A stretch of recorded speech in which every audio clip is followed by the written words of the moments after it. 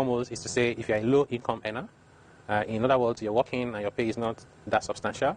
At the moment, I'll say about 100 and maybe 110,000 a month. It's 1.3 million a year.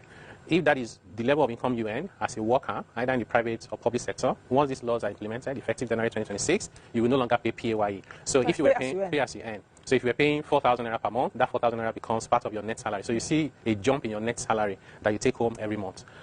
If you are not a worker and you're self-employed or you run a small business, if your turnover is no more than 50 million a year, because what we did was to do some calculations to say, assuming your net margin is 10%, how much do you really have left for yourself?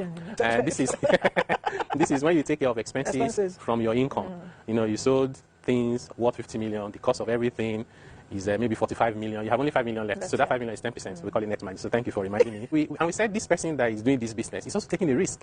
You know the stress and the headache when it's getting to the end of the month to think about paying salary, buying this and all of that. Let's encourage them a little bit more. So the threshold for exempting them from paying taxes is higher than if you were a worker. Because otherwise, everybody will say, why don't I just become an employee if it's easier and more rewarded? So those people will see a relief, not only from their income taxes, they will not have to charge VAT, they will not have to deal withholding tax, and most of these people also have employees that don't even earn up to 100K a month. So in which case, they won't have to worry about pay as you earn for their staff. Just keep doing your business and we pray for you to grow.